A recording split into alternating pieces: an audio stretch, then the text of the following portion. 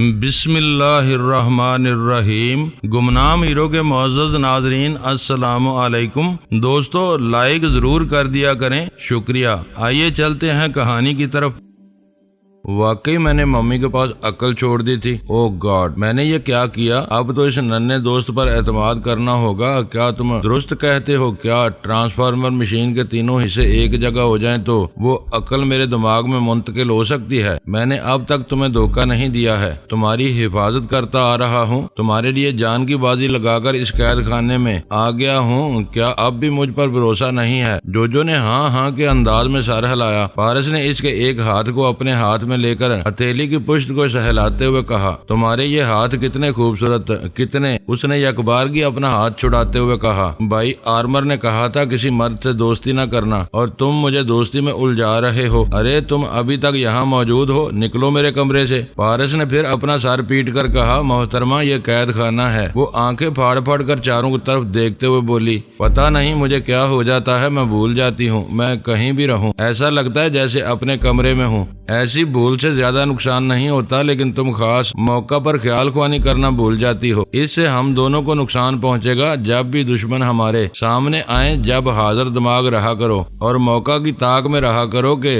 کب کوئی بول اٹھے تو اس کے لہجے کو گرفت میں لے سکو۔ کیا تم یہ باتیں یاد رکھو گے؟ کیا تم یہ باتیں یاد رکھ سکو گی؟ اس نے ہاں ہاں کے انداز میں سر ہلایا، پھر ایک جھٹکے سے اپنا ہاتھ چھڑاتے ہوئے بولی، تم نے ابھی تک میرا ہاتھ پکڑا ہوا تھا، تم اپنا ہاتھ میرے ہاتھ میں دے کر بھول گئی تھی۔ ابھی خود اعتراف کر چکی ہو کہ تمہیں بھولنے کی عادت ہے۔ میں ایسی بھلکڑ نہیں ہوں، مجھے اچھی طرح یاد ہے، تم نے میرا ہاتھ اپنے ہاتھوں میں خود لیا تھا۔ اچھا بتاؤ کیوں لیا تھا؟ میرے ہاتھ کی تعریف کر رہے تھے۔ کیا کہہ رہا تھا؟ یہی کہ ہاتھ بہت خوبصورت ہے۔ تم خود اپنا ہاتھ اپنے ہاتھ میں لے کر دیکھو خوبصورت ہے یا نہیں۔ وہ ایک ہاتھ سے دوسرے ہاتھ کو سہلاتے ہوئے اسے پیار سے دیکھتے ہوئے بولی، میں بہت خوبصورت ہوں۔ پہلے میرے بھائی مجھے گھر سے نکلنے نہیں دیتے تھے، کہتے تھے نظر لگ جائے گی۔ وہ جو میری بہن روزانہ ہے وہ میرے حسن سے جلتی ہے، مگر بھائی آرمر بہت محبت کرتے ہیں، کہتے ہیں اتنی بڑی دنیا میں میری جیسی کوئی نہیں ہے، اور خدا نہ کرے کوئی ہو۔ وہ خوش ہو کر بولی، میں بھی یہی چاہتی ہوں،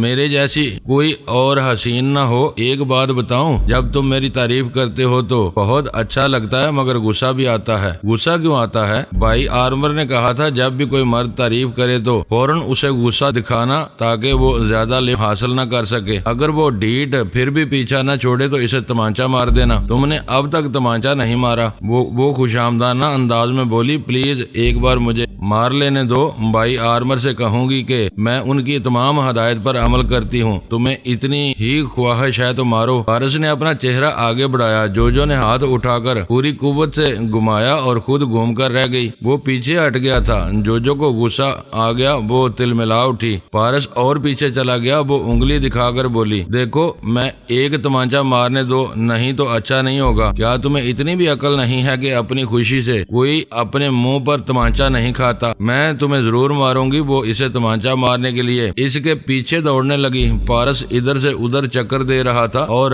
کہہ رہا تھا، تمہارے بھائی آرمر نے یہ نہیں بتایا کہ جو ڈیٹ تمانچہ بھی نہ کھائے تو تمہیں کیا کرنا چاہیے؟ وہ دوڑتے دوڑتے رک گئی، پھر سوچتے ہوئے بولی، ہاں آرمر نے اس کے بعد کچھ بتایا ہی نہیں، اب میں کیا کروں؟ اسی وقت دونوں چونک گئے۔ اس بند کمرے میں کسی اسپیکر سے گائی ڈی مورو کی آواز سنائی دے رہی تھی۔ وہ کہہ رہا تھا، کیا تم نے اسے بچوں کا پارک بنا لیا ہے کہ ہنستے کھیلتے جا رہے ہو؟ فارس نے کہا، مسٹر مورو کو بچے معصوم ہوتے ہیں، وہ آزادی پابندی کو نہیں سمجھتے۔ گھر ہو یا قید خانہ، ہنسی آتی ہے تو ہنس دیتے ہیں، رونا آتا ہے تو رو دیتے ہیں، اس امید پر کہ ان کے بڑے آ کر انہیں پوچھیں گے۔ موروکو نے کہا، میری مرضی کے بغیر یہاں تمہارا کوئی بڑا نہیں آ سکے گا۔ اگر تمہارے دماغوں میں اپنے اپنے ٹیلی پیتھی جاننے والے ہیں تو میں ان سے بات کرنا چاہتا ہوں، یعنی بچوں کے باپ سے بات کرنا چاہتے ہو۔ لڑکے تم زیادہ بکواس کیوں کرتے ہو؟ ایک بات کسی کے لیے بکواس ہوتی ہے اور کسی کے لیے نصیحت۔ اگر تم ہمارے سرپرست تھے یا ہمارے باپ سے بات کرنا چاہتے ہو تو بچہ آدمی کا باپ ہوتا ہے، اور میں خود اپنا باپ ہوں، لہذا مجھ سے بات کرو۔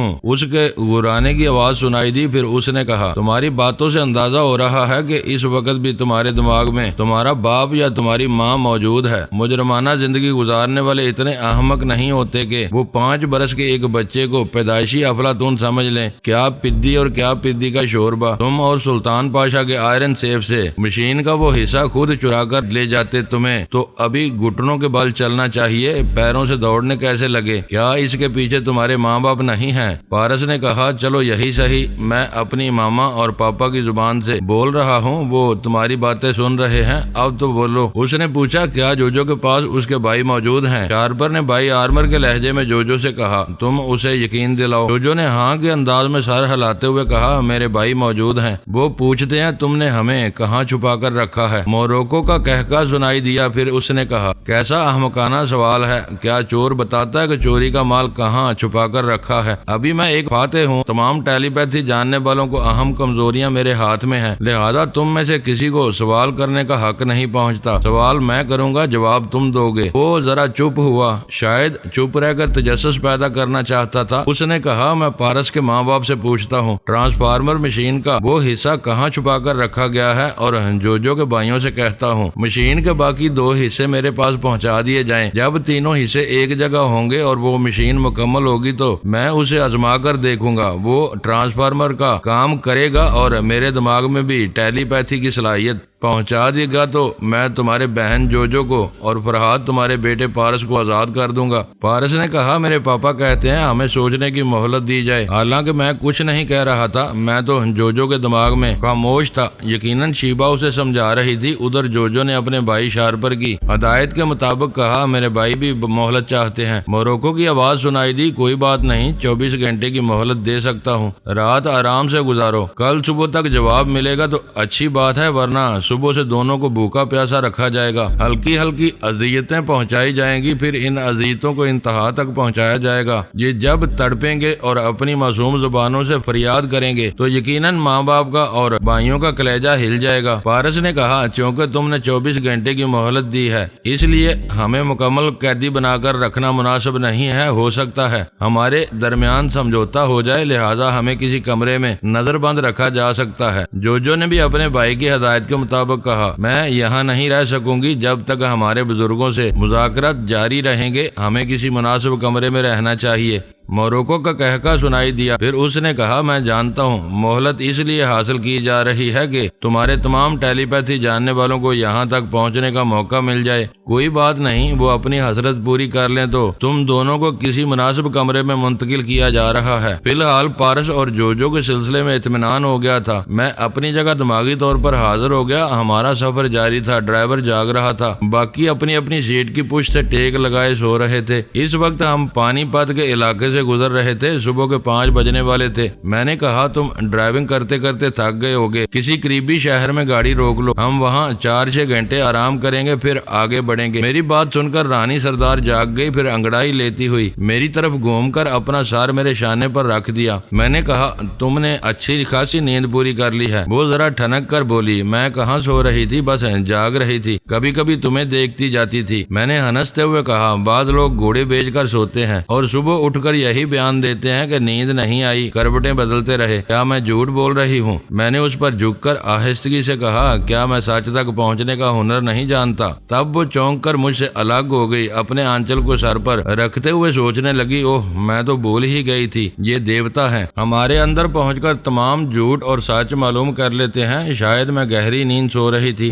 مجھے تو کچھ پتا نہیں چلا، مگر خوابیدہ دماغ کو انہوں نے پڑھ لیا ہے۔ ہم آدھے گھنٹے میں ایک چھوٹے سے شہر تک پہنچ گئے، وہاں ایک چھوٹے سے ہوٹل میں کمرہ کرائے پر لے کر سب سے پہلے میں نے نیند پوری کرنے کا ارادہ کیا۔ رانی سردار نے کہا آپ اطمینان سے لیٹ جائیں، میں آپ کو سلا دوں گی، میرا دماغ مجھے خود سلاتا ہے اور خود ہی بیدار کر دیتا ہے، تم بھی آرام سے نیند پوری کر لو۔ ہمارا باڈی گارڈ شمبو دادا جاگ رہا تھا۔ میں نے کہا تمہیں بھی نیند پوری کرنا چاہیے، دروازہ اندر سے بند کر کے اسی کے ساتھ بستر لگا کر سو جاؤ، کسی بات کی فکر نہ کرو، جو ہوگا دیکھا لکھا جائے گا۔ یوں بھی میں اپنے دماغ کو ہدایت دیتا ہوں کہ کمرے کے اندر غیر معمولی بات ہو تو فوراً آنکھ کھل جائے۔ میں نے اپنی نیند کے لیے 5 گھنٹے کا وقت مقرر کیا، پھر آرام سے سو گیا، لیکن آرام کہاں نصیب ہوتا ہے۔ بمشکل 3 گھنٹے کی نیند پوری کی تھی، اچانک آنکھ کھل گئی۔ کوئی دروازے پر دستک دے رہا تھا۔ شمبھو دادا نے ہڑبڑا کر اٹھتے ہوئے پوچھا، کون ہے؟ دوسری طرف سے ہمارے ہی ایک آدمی کی آواز سنائی دی، شمبھو دادا جلدی سے دروازہ کھولو، پولیس نے ہوٹل کو چاروں طرف سے گھیر لیا ہے۔ دروازہ فوراً کھولا گیا۔ وہ شخص اندر آ کر میرے سامنے ہاتھ جوڑتے ہوئے بولا، صاحب آپ کسی طرح یہاں سے نکلنے کی کوشش کریں، ایک پولیس آفیسر کہہ رہا تھا کہ اس ہوٹل میں فرحات علی تیمور ہے، یہاں سے کسی ایک بچے کو بھی باہر جانے کی اجازت نہیں دی جائے گی۔ میں نے پریشان ہو کر پوچھا، کیا تم پورے یقین سے کہتے ہو کہ ہوٹل کو چاروں طرف سے گھیر لیا گیا ہے؟ شاید آپ یقین نہ کریں، 100 سے بھی زیادہ مسلح پولیس کی نفری کے ذریعے ہر طرف سے ناکہ بندی کی گئی ہے۔ میں سوچ بھی نہیں سکتا تھا کہ شہر پر اتنی اوچھی چال چلے گا۔ مجھے یہاں قانون کی گرفت میں پہنچانے کے لیے یہ بھی نہیں سوچے گا کہ اس کی کچھ کمزوریاں میرے ہاتھوں میں ہیں۔ فی الحال میں اس کی کسی کمزوری سے فائدہ نہیں اٹھانا چاہتا تھا، جو ہونا تھا وہ ہو چکا تھا۔ پولیس فورس چاروں طرف سے ہوٹل کو گھیر چکی تھی اور میرے باہر نکلنے کا راستہ بند ہو چکا تھا۔ میں کمرے میں ٹہلتے ہوئے سوچنے لگا۔ سوچنے کا بھی زیادہ وقت نہیں تھا۔ شمبھو دادا نے کہا، مال آپ کی جگہ مجھے جان دینا پڑے تو حاضر ہوں۔ آپ کو ایسی تدبیر سوچیں کہ آپ کا یہ داس مر جائے، آپ زندہ سلامت یہاں سے نکل جائیں۔ میں اس کی باتیں سن کر اسے سوچتی ہوئی نظروں سے دیکھنے لگا۔ ایک تدبیر دماغ میں پک رہی تھی۔ میں نے کہا، مجھے فوراً دھوتی اور قمیض لا کر دو۔ شمبھو دادا تم بوڑھے ہو، میں جو تدبیر سوچ رہا ہوں اس پر تم عمل نہیں کر سکو گے، کالی چرن کو بلاؤ۔ میرے احکامات کی تعمیل کی گئی، میرے لیے دھوتی اور قمیض لائی گئی۔ میں لباس تبدیل کرتے ہوئے کالی چرن سے کہنے لگا، تم میرے ہم قد ہو، ہم عمر ہو، جسامت ایک جیسی ہے، لہذا رانی سردار کے ساتھ رہو گے اس طرح جیسے تم دونوں میں بہت محبت ہے۔ رانی سردار نے کہا، میں تمہارے سوا کسی کا سایہ بھی برداشت نہیں کر سکتی تھی، لیکن تمہاری جان بچانے کے لیے سب کچھ کر سکتی ہوں، اور کیا کیا کرنا ہے۔ فی الحال میری خاطر شرم و حیا کو بھول جاؤ، جو کر سکتی ہو کرتی رہو۔ میں فرار کا کوئی راستہ ڈھونڈنے جا رہا ہوں، اگر کامیابی سے نکل گیا تو تم سب کو حراست سے نکال لے جاؤں گا۔ یہ کہتے ہی میں کمرے سے نکل گیا۔ ابھی اتنا موقع تھا کہ میں کچھ کر سکوں، کیونکہ پولیس والے پہلے باہر کا مورچہ مضبوط کر رہے تھے، اندر آنے سے پہلے اطمینان کرنا چاہتے تھے کہ میری ٹیلی پیتھی سے کسی افسر وغیرہ کو نقصان نہیں پہنچے گا۔ میرے آدمی مجھے پل پل کی خبر پہنچا رہے تھے۔ ایک نے آ کر بتایا، ایک افسر ہوٹل کے کاؤنٹر پر کھڑا ہوا رجسٹر چیک کر رہا ہے کہ کس کمرے میں کون ٹھہرا ہوا ہے، کس کا کیا نام ہے اور کون کہاں سے آیا ہے۔ ہوٹل کے تمام کمروں سے مسافر نکل آئے تھے۔ میں تیسری منزل سے اتر کر دوسری منزل پر آ گیا۔ ایک کمرے کے دروازے کے پاس سے گزرتے ہوئے رک گیا۔ اندر کسی کی آواز سنائی دے رہی تھی، شاید میاں بیوی آپس میں لڑ رہے تھے۔ میں نے باری باری دونوں کے دماغوں میں پہنچ کر معلوم کیا وہ دہلی سے آئے تھے، کل ہی ان کی شادی ہوئی تھی، وہ ہنی مون منانے جا رہے تھے۔ انہوں نے رات گزارنے کے لیے اس ہوٹل میں قیام کیا تھا، اس سے پہلے وہ اپنا سفر دوبارہ شروع کرتے۔ پولیس والوں نے چاروں طرف سے گھیر لیا تھا۔ میں نے دروازے پر دستک دی۔ اسی شخص نے اندر سے جھنجھلا کر کہا، کون ہے؟ چلے جاؤ یہاں سے۔ میں اسے دروازے کے پاس آ کر کھولنے پر مجبور کر چکا تھا۔ دروازہ کھلتے ہی میں اندر پہنچا، پھر اسے بند کرتے ہوئے بولا، وجے شرما، چیخنے چلانے کی کوشش نہ کرنا، میں تمہارا ہمزاد ہوں، تمہارے اندر تمام رازوں کو جانتا ہوں، تم باہر سے کچھ ہو، اندر سے کچھ۔ تم نے کل شادی کی اور شادی سے ایک رات پہلے ایک ساہوکار کے ہاں ڈاکہ ڈالا۔ تم اپنی اس دھرم پتنی پر ثابت کرنا چاہتے تھے کہ تم کنگال نہیں ہو، تمہارے پاس اچھی خاصی دولت ہے، تمہارا ڈاکہ کامیاب رہا، مگر وہ ساہوکار چیخنے چلانے لگا تو تم نے اس کی زبان بند کرنے کے لیے اسے قتل کر دیا۔ میں بول رہا تھا، وجے شرما پیچھے ہٹ کر گھبرایا ہوا سا مجھے دیکھتا جا رہا تھا۔ اس نے پوچھا، تم کون ہو؟ میں نے کہا نا، میں تمہارا ہمزاد ہوں۔ اس رات قتل کرتے وقت تم نے یہ خیال نہیں کیا کہ ایک بجلی سی کوند گئی تھی، اس کے بعد تاریکی چھا گئی تھی؟ جانتے ہو، میں نے فلیش لائٹ سے تمہاری تصویر اتاری تھی، ٹھیک قتل کرنے کے دوران وہ زرد پڑ گیا تھا۔ میں نے کہا، میں وہ تصویر ابھی پولیس کے حوالے کر سکتا ہوں، لیکن ایسا نہیں کروں گا، شرط یہ ہے کہ جیسا کہوں ویسا کرتے جاؤ۔ اس نے پریشان ہو کر کہا، ٹھیک ہے، تم کیا چاہتے ہو؟ میں نے اس کے سوال کو نظر انداز کیا، پھر اس عورت کی طرف دیکھا جو کسی اچھے اونچے گھرانے سے تعلق رکھتی تھی، خوبصورت بھی تھی، جوان بھی تھی۔ اسے اچھے سے اچھے گھرانے کے خوبرو جوان مل سکتے تھے، پتہ نہیں وجے شرما کے فریب میں کیسے آ گئی تھی۔ یہ تفصیلی باتیں بعد میں معلوم کی جا سکتی تھی۔ میں نے اسے مخاطب کرتے ہوئے کہا، مالا، تم ایک دھوکے باز کے چکر میں پڑ گئی ہو، یہ تمہارے ذریعے تمہارے باپ کی دولت حاصل کرنا چاہتا ہے، اسے نہ تو تم سے محبت ہے اور نہ ہی کوئی ہمدردی، وقت آنے پر یہ تمہیں بھی قتل کر سکتا ہے۔ وہ پہلے ہی پریشان ہو گئی تھی۔ اس نے کہا، میں وجے کی صورت دیکھ کر سمجھ گئی ہوں کہ یہ بہروپیہ ہے، آپ کے آتے اس کا رنگ بدل گیا ہے، کیا واقعی آپ اس کے خلاف ثبوت فراہم کر سکتے ہیں؟ میں بہت کچھ کر سکتا ہوں، لیکن فی الحال پولیس والوں کے جمیلے میں پڑنا نہیں چاہتا، یوں بھی وہ لوگ کسی بہت بڑے مجرم کو گرفتار کرنے آئے ہیں، کیا تم مجھ پر بھروسہ کرو گی؟ ایسا کہتے میں اس کے دماغ میں پہنچ گیا تھا اور اسے اپنی طرف مائل کر رہا تھا۔ اس نے کہا، آپ میرے لیے دیوتا بن کر آئے ہیں، مجھے اس دھوکے باز کی اصلی صورت دکھا چکے ہیں، بے شک میں آپ پر بھروسہ کروں گی۔ میں نے وجے شرما سے کہا، اس لمحہ سے تمہارا نام وجے شرما نہیں ہوگا، تم اپنا کوئی سا بھی نام پولیس والوں کو بتا سکتے ہو، اگر تم نے خود کو وجے شرما کہا تو میں تمہارے خلاف پولیس کو ثبوت پیش کر دوں گا، پھر تمہیں پھانسی کے پندے تک پہنچنے سے کوئی نہیں بچا سکے گا۔ فوراً ہاتھ جوڑ کر بولا، میں اپنا نام بدل لوں گا، ہوٹل کا مینیجر یا دوسرے ملازم تمہیں نام سے نہیں پہچانتے ہیں، کوئی یہ نہیں جانتا کہ 32 نمبر کے کمرے میں موجود وجے شرما ہے، اس کی شکل و صورت کیسی ہے، یہاں روزانہ 50 مسافر آتے جاتے ہیں، میں تمہاری جگہ وجے شرما بن کر مالا کے ساتھ رہوں گا، اب تم بتاؤ یہاں سے باہر جا کر کیا کرو گے؟ اس نے اپنی اٹیچی کی طرف دیکھتے ہوئے پوچھا، کیا میں اپنی رقم لے جا سکتا ہوں؟ مجھے کوئی فائدہ پہنچا سکو تو لے جاؤ، یہاں تیسری منزل کے ایک کمرے میں ایک شخص اپنے بیوی بچوں کے ساتھ ٹھہرا ہوا ہے، میں کل سے منہ چھپاتا پھر رہا ہوں کیونکہ میں نے اس سے 10,000 روپے قرض لیے تھے، اس اٹیچی میں 25,000 ہیں، اگر تم مجھے یہ رقم دے دو تو میں اوپر جا کر اسے 10,000 ادا کر دوں گا اور اس سے کہوں گا کہ میں صرف اس کا قرض ادا کرنے کے لیے آیا ہوں، اس طرح پولیس والوں کو وہ بھی گواہی دے گا کہ اسے قرض کے 10,000 مل چکے ہیں۔ تمہاری بات سمجھ میں آ رہی ہے، لیکن وہ تمہیں وجے شرما کے نام سے جانتا ہے، اس ہوٹل میں 2 وجے شرما ہوں گے تو وہ میری بات کاٹ کر بولا، میرے مختلف نام ہیں، مجھے وہ قرض دینے والا آدمی مہیش کے نام سے جانتا ہے، پھر تو کوئی بات نہیں، اٹیچی یہیں رہنے دو، صرف 25,000 نکال کر لے جاؤ۔ اس نے جلدی سے اٹیچی کھولی، 25,000 نکالے، پھر انہیں جیب میں ٹھونستا ہوا کمرے سے نکلنے لگا۔ میں نے کہا، ایک بات یاد رکھنا، اگر بھولے سے بھی پولیس کو یہ کہا کہ میں تمہاری جگہ 32 نمبر کے کمرے میں ہوں تو اس نے ایک ہاتھ سے کان کو پکڑتے ہوئے کہا، میں کبھی ایسی غلطی نہیں کروں گا۔ وہ باہر چلا گیا، دروازہ بند ہو گیا۔ مالا تنہائی میں مجھے دیکھ کر گھبرا رہی تھی۔ میں نے کہا، میں ایک شریف آدمی ہوں، تمہیں نقصان نہیں پہنچاؤں گا، بس اتنی مہربانی کرنا کہ پولیس والے میرے متعلق دریافت کریں تو مجھے وجے شرما کہنا، مجھے اپنے شادی کے کاغذات نکال کر دکھاؤ، میں انہیں اپنی اٹیچی میں رکھنا چاہتا ہوں، میں یقین دلاتا ہوں کوئی ایسی حرکت نہیں کروں گا جس سے تم اپنی نظروں میں گر جاؤ۔ اس نے پوچھا، آپ کون ہیں اور پولیس سے کیوں چھپنا چاہتے ہیں؟ میں تمہیں سب کچھ بتا دوں گا، مجھے کچھ سوچنے کا موقع دو۔ وہ مجھ سے دور ایک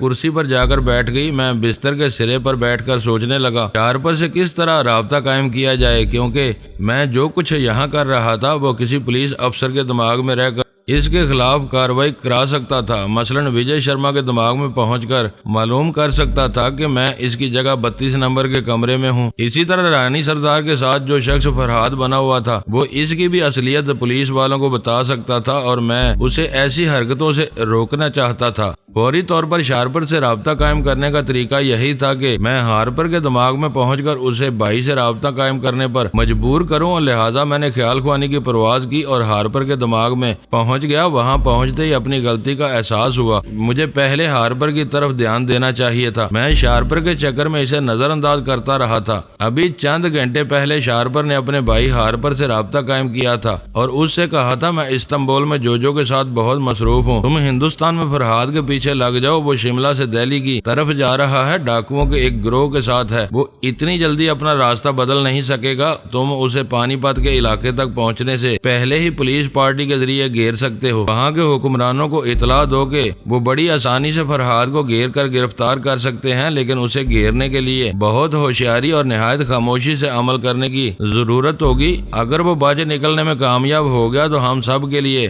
مصیبت بن جائے گا، لہذا تم اس پولیس پارٹی کے ساتھ ضرور رہنا۔ کسی افسر کے دماغ میں رہ کر وہاں گھیرے جانے والے ایک ایک آدمی ایک ایک عورت کے دماغ کو پڑھنا اس بار فرحاد نکل نہیں پائے گا۔ مختصر یہ کہ ہارپر اپنے بھائی شارپر کے احکامات کی تعمیل کرتے ہوئے میرے پیچھے پڑ گیا تھا۔ اس نے پولیس کے ذریعے چاروں طرف سے مجھے گھیر لیا تھا۔ میرے بچ نکلنے کی کوئی صورت نہیں تھی۔ وہ کسی افسر کے دماغ میں رہ کر خیال خوانی کے ذریعے مجھے بے نقاب کر سکتا تھا۔ اب میرے سامنے ایک ہی راستہ تھا کہ میں ہارپر کے سامنے کھل کر آ جاؤں۔ اب تک چپ چاپ اس کے دماغ میں پہنچتا رہا تھا اور اب براہ راست مخاطب کرنے پر مجبور ہو گیا تھا۔ میں نے کہا، ہیلو ہارپر، ایک کچھوا اپنے کھول سے کتنا باہر نکل سکتا ہے؟ اتنا ہی نا جتنا اس کی جسامت ہے۔ تم کتنے ہاتھ پاؤں پھیلاؤ گے؟ وہ بکھلا کر ایک ہاتھ سے اپنے سر کو تھام کر خلا میں تک رہا تھا۔ میں نے کہا، کیا میرے لب و لہجے کو نہیں پہچانتے؟ کیا تم نے میرا ریکارڈ کیسٹ نہیں سنا ہے؟ وہ ایک دم سے گھبرا گیا تھا، پریشان ہو کر ہکلا کر کہہ رہا تھا، کیا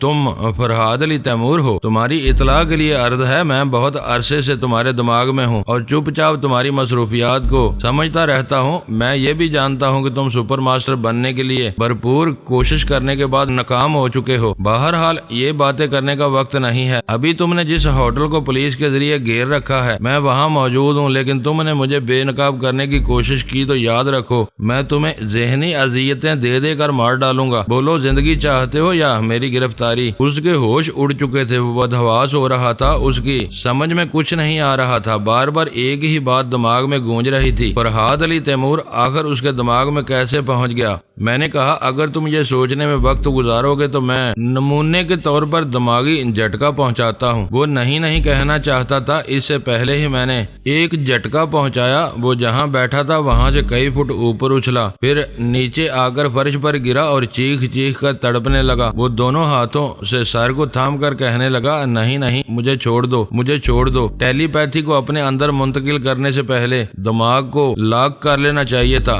تم لوگ اتنی خوش فہمی میں مبتلا رہے کہ بالکل ہی حقیر سمجھنے لگے۔ تمہارا خیال تھا کہ میں کبھی تمہارے وسائل تک نہیں پہنچ سکوں گا، مگر نمونہ دکھایا، اب فیصلہ کرو۔ اس نے تھرتھراتے ہوئے کہا، میں تمہارے خلاف کوئی قدم نہیں اٹھاؤں گا۔ ابھی وہاں کے اعلیٰ افسر کے دماغ میں پہنچ رہا ہوں۔ میں اس افسر کو مس گائیڈ کروں گا، غلط بیانی سے کام لوں گا۔ تم اس ہوٹل سے نکل جاؤ۔ میں آخری وارننگ دے رہا ہوں، میرے وہاں سے نکلنے سے پہلے تمہارا ارادہ بدلے گا تو گرفتار ہونے سے پہلے یا مرنے سے پہلے تمہیں ضرور مار ڈالوں گا۔ میں اس افسر کے دماغ میں جا رہا ہوں، تم اپنا اطمینان کر سکتے ہو۔ میں اس کے دماغ کے ذریعے اس اعلیٰ افسر تک پہنچ گیا جس کی قیادت میں پولیس پارٹی نے ہوٹل کو گھیر رکھا تھا۔ اس کا اسسٹنٹ میگا فون کے ذریعے اعلان کر رہا تھا، فرحاد علی تیمور، رانی سردار اور ان کے تمام ساتھی ہتھیار پھینک کر دونوں ہاتھ اوپر اٹھا کر ہوٹل کے باہر آ جائیں۔ ہم صرف 15 منٹ کی مہلت دیتے ہیں، اس کے بعد خود آئیں گے اور تمہیں ہتھ کڑیاں پہنا کر لے جائیں گے۔ فرحاد علی تیمور کو معلوم ہونا چاہیے، اس بار وہ ہمارے محاصرے سے نہیں نکل سکے گا۔ ہارپر اس اعلیٰ افسر کے دماغ میں پہنچ کر کہہ رہا تھا، میں آپ کے دماغ میں موجود رہوں گا۔ ہوٹل کے جتنے مسافر آپ کے سامنے سے باتیں کرتے ہوئے گزریں گے، میں ان کے دماغ میں پہنچ کر فرحاد علی تیمور کو بے نقاب کروں گا۔ آپ اپنی کارروائی 15 منٹ کے بعد شروع کر سکتے ہیں۔ میں نے رانی سردار کو مخاطب کر کے کہا، 15 منٹ کے بعد ہوٹل کے مسافروں کو باری باری کاؤنٹر کے پاس آ کر باہر جانے کے لیے کہا جائے گا،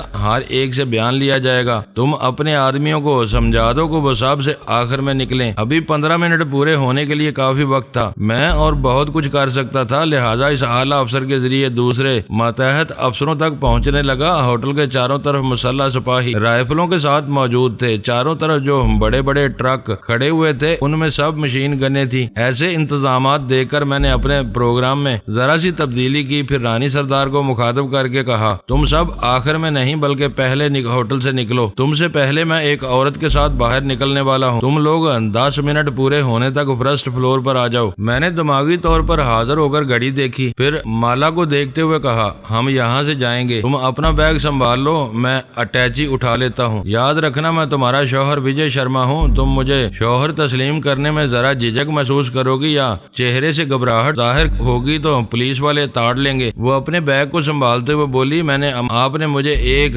دھوکے باز سے بچایا ہے، میں کوشش کروں گی کہ آپ پر کوئی آنچ نہ آئے۔ 10 منٹ پورے ہونے والے تھے۔ میں نے پھر رانی سردار کو مخاطب کرتے ہوئے کہا، ہوٹل سے باہر نکلنے کے بعد تم سب ایک ساتھ ویگن کار میں جا کر نہ بیٹھنا۔ تم شمبھو دادا اور کالی چرن کے ساتھ جاؤ گی، باقی ساتھی مختلف ٹیکسیوں یا بسوں میں بیٹھ کر دہلی کی طرف جائیں گے۔ وہاں پہنچ کر ہم سب ایک ہو جائیں گے۔ جیسا کہ میں کہہ چکا ہوں، مالا ایک دولت مند باپ کی بیٹی تھی، اسے شملہ جانے کے لیے باپ نے ایک نئی کار خرید کر دی تھی۔ میں نے کہا اس کار کی چابی مجھے دے دو، اس نے چابی میرے حوالے کر دی۔ ہم اس کمرے سے نکلے، پولیس والوں کی وارننگ کے مطابق 15 منٹ پورے ہو چکے تھے۔ اب میگا فون پر کہا جا رہا تھا ہوٹل میں رہنے والے مسافروں سے درخواست ہے کہ وہ ایک ایک کر کے کاؤنٹر کے پاس آئیں اور اپنی شناخت کرانے کے بعد باہر چلے جائیں۔ مالا میرے ساتھ چلتی ہوئی فرسٹ فلور تک آئی۔ اب میگا فون سے کہا جا رہا تھا ہم فرحاد علی تیمور سے کہتے ہیں اگر وہ اپنے آپ کو ہمارے حوالے کر دے تو یہ مسافر پریشانیوں سے بچ جائیں گے۔ مالا نے اس سے پہلے بھی میگا فون کے ذریعے میرا نام سنا تھا، دوسری بار پھر وہی نام سن کر مجھے ٹٹولتی ہوئی نظروں سے دیکھنے لگی۔ میں اس سے انجان بن کر اس کے خیالات پڑھ رہا تھا۔ وہ دھڑکتے ہوئے دل سے سوچ رہی تھی کیا میرے ساتھ فرحاد علی تیمور ہے؟ نہیں، یقین نہیں آتا، وہ تو کوئی عجوبہ ہے، قصے کہانیوں کا کردار ہے۔ وہ کبھی ہاں کے انداز میں سوچ رہی تھی اور کبھی نہ کے انداز میں۔ ہاں کے انداز میں سوچتے ہوئے دماغ میں یہ بات آ رہی تھی کہ اس کا یقیناً ایک وجود ہے، تبھی تو میگا فون کے ذریعے پولیس والے اسے للکار رہے ہیں۔ میں نے ہارپر کے پاس پہنچ کر کہا میں سب سے پہلے آ رہا ہوں، میرا نام وجے شرما ہے اور میری بیوی کا نام مالا۔ میں زینے سے اترتے ہوئے گراؤنڈ فلور پر پہنچا، پھر کاؤنٹر کے پاس آ گیا۔ وہاں وہ اعلیٰ افسر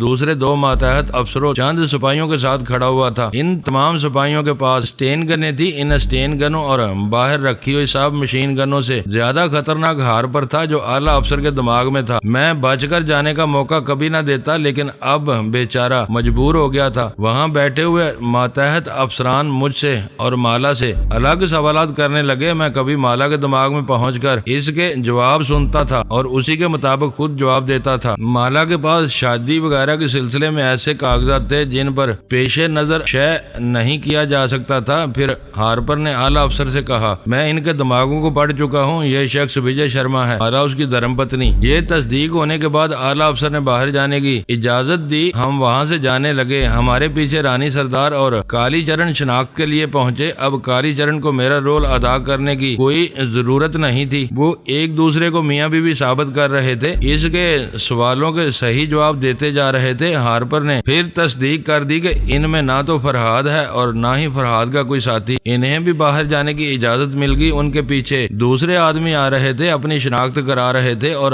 ہارپر کی تصدیق کرتا جا رہا تھا اور انہیں باہر جانے کی اجازت دی جا رہی تھی۔ صرف 45 منٹ کے اندر ہم سب باری باری وہاں سے نکل آئے۔ وہ میری ہدایت کے مطابق دہلی پہنچنے کے لیے اپنے ذرائع اختیار کر رہے تھے، جتنی جلدی ممکن ہو سکتا تھا دور چلے جانا چاہتے تھے۔ میں مالا کی کار میں آ کر بیٹھ گیا تھا، ایسا کر کے آگے بڑھاتے ہوئے اس سے پوچھ رہا تھا کیا آگے جانا ضروری ہے؟ وہ ایک گہری سانس لے کر بولی اب کس لیے جاؤں گی، ہم دہلی چلتے ہیں، میں تمہیں والدین کے پاس پہنچا دوں گا۔ میں تیز رفتاری سے ڈرائیو کرنے لگا۔ وہ تھوڑی دیر ونڈ اسکرین کے پار دیکھتی رہی، پھر مجھے دیکھتے ہوئے آہستگی سے بولی ایک بات پوچھوں؟ اس کے پوچھنے سے پہلے ہی میں نے کہا میں فرحاد علی تیمور ہوں۔ میں نے ٹیلی پیتھی کے متعلق بہت کچھ پڑھا ہے اور سنا ہے۔ مجھے حیرانی ہو رہی ہے کہ بات زبان تک آنے سے پہلے آپ تک پہنچ گئی۔ کیا آپ بتا سکتے ہیں کہ اب آپ سے کیا کہنے والی ہوں؟ تم سوچ رہی ہو اب میں کچھ نہیں پوچھوں گی، مجھے یقین ہو گیا ہے کہ فرحاد علی تیمور کے ساتھ ہوں۔ اوہ گاڈ، آپ تو میری سوچ کا ایک ایک لفظ ادا کر رہے ہیں، واقعی کمال کا ہنر ہے۔ مجھے پہلے ہی شبہ تھا آپ میرے ساتھ ہیں اور میں حیران تھی کہ اتنے سخت پہرے سے کس طرح نکل جائیں گے۔ میں دیکھ رہی ہوں وہ پہرے داری اپنی قانونی کارروائیاں پوری کرنے کے لیے وہیں بیٹھے ہوں گے، ایک ایک شخص کو ٹٹول رہے ہوں گے اور آپ آرام سے اپنی منزل کی طرف جا رہے ہیں۔ میں نے مسکراتے ہوئے کہا تم میرے متعلق زیادہ اور اپنے متعلق کم سوچ رہی ہو۔ تمہیں یہ سوچنا اور سمجھنا ہے کہ شادی کی ناکامی کے بعد اپنے والدین کو اور گھر والوں کو کیا جواب دو گی۔ وہ ایک گہری سانس لے کر بولی میرے فادر اندھے ہیں، پچھلے سال آنکھوں کی بینائی چلی گئی۔ ایک پرانا وفادار مینیجر ہمارا کاروبار ایمانداری سے چلا رہا ہے۔ 10 برس پہلے میری ماں کا انتقال ہو گیا تھا۔ رفتہ رفتہ میرے فادر نے دوسرے رشتہ داروں سے ملنا چھوڑ دیا کیونکہ سب مطلبی اور خود غرض ہیں۔ وجے شرما سے میری کورٹ میرج ہوئی تھی، میرا اپنا کوئی رشتہ دار شریک نہیں ہوا تھا۔ میں نے پوچھا کیا وہ مینیجر بھی نہیں تھا؟ وہ کاروبار کے سلسلے میں کلکتہ گیا ہے۔ جب میں وجے شرما کی دلہن بن کر گھر آئی تو میرے اندھے باپ نے ہمارا استقبال کیا تھا۔ تمہارے کہنے کا مطلب یہ ہے کہ وجے شرما کو نہ تو تمہارے فادر پہچانتے اور نہ ہی کوئی دوسرا رشتہ دار اسے جانتا ہے۔ یہی بات ہے، میں بہت دیر سے سوچ رہی ہوں اپنے فادر کو کس طرح جا کر کہوں کہ میں دھوکہ کھا گئی ہوں۔ ان کا دل ٹوٹ جائے گا، وہ بلڈ پریشر کے مریض ہیں، میں انہیں صدمہ پہنچانا نہیں چاہتی۔ وہ جھوٹا فریبی وجے شرما میرے ساتھ ہو ہوتا تو اچھا ہوتا، میری زندگی برباد ہوتی کوئی بات نہیں، مگر اندھے باپ کے دل کو تسکین تو ہوتی، وہ خوش رہتے کہ میں سہاگن کی زندگی گزار رہی ہوں۔ میں ایک مشورہ دوں، میں بڑی خوشی سے آپ کے مشورے پر عمل کروں گی۔ وجے شرما سے دھوکہ کھانے کے بعد سبق حاصل کرو، اپنے اندھے باپ کو دھوکہ نہ دو، جو بات ہے صاف اور سچ کہہ دو۔ وہ تھوڑی دیر تک چپ رہی، گاڑی تیز رفتاری سے کھلی سڑک پر دوڑتی رہی، پھر اس نے آہستگی سے کہا، میں ایک بات کہنا چاہتی ہوں، زبان سے نہیں کہوں گی، آپ میرے دماغ کو پڑھ لیں۔ میں نے چند لمحوں کے بعد کہا، تم مجھے ڈمی وجے شرما بنا کر باپ کے پاس لے جانا چاہتی ہو تاکہ وہ خوش رہیں اور تمہاری بھی عزت رہ جائے۔ وہ جواباً خاموش تھی، سر جھکائے ہوئے اپنی ساری کے آنچل سے کھیل رہی تھی۔ میں نے کہا، میں ایک سیلانی ہوں، آج یہاں کل وہاں، میں زیادہ دنوں تک ڈمی بن کر نہیں رہ سکوں گا، میرے جانے کے بعد کیا ہوگا؟ اس نے سوال کیا، آپ کو دہلیز میں چھپ کر رہنے کی کوئی جگہ درکار ہوگی، کیا آپ میرے ہاں محفوظ نہیں رہیں گے؟ میں اپنی حفاظت کے ہزار راستے تلاش کر سکتا ہوں، تم میری بات کا جواب دو، میں ڈمی بن کر تمہارے ساتھ جاؤں گا، تم میری بیوی کی حیثیت سے رہو گی، میں ایک انسان ہوں، میں نے تمہیں اپنی شرافت کا یقین دلایا تھا،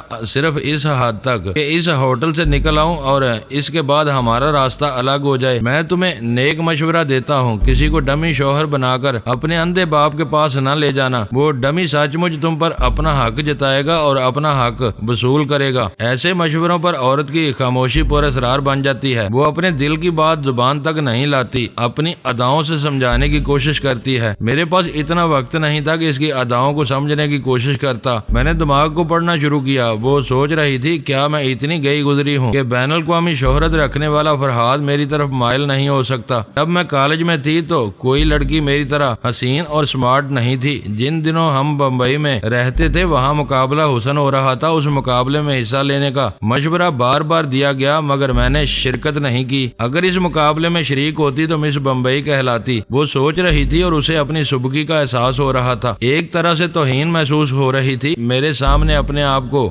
منوانے کا صرف ایک ہی راستہ تھا کہ وہ کسی طرح مجھے اپنے پاس سے جانے نہ دے، اپنے گھر لے جائے۔ اس نے کہا، میں اپنی بھلائی کیا دیکھوں جب کہ ایک غلطی کر بیٹھی ہوں، میں آپ کی بھلائی سوچ رہی ہوں۔ بے شک آپ پناہ لینے کے لیے ہزار راستے اختیار کر سکتے ہیں، لیکن کسی بھی نئی پناہ گاہ میں اطمینان نہیں ہو سکتا۔ نئی جگہ بے شمار اندیشے جنم لیتے ہیں۔ آپ میرے ہاں رہیں گے تو کوئی آپ کی طرف آنکھ اٹھا کر نہیں دیکھے گا، اور آپ نے تو ہوٹل میں ثابت کر ہی دیا کہ آپ وجے شرما ہیں۔ دوستو، ویڈیو کو لائک ضرور کر دیا کریں۔ ISI پاک آرمی زندہ باد، پاکستان پائندہ باد۔ معزز ناظرین، اپنا خیال رکھیے گا اور اپنے اس چینل کا بھی شکریہ۔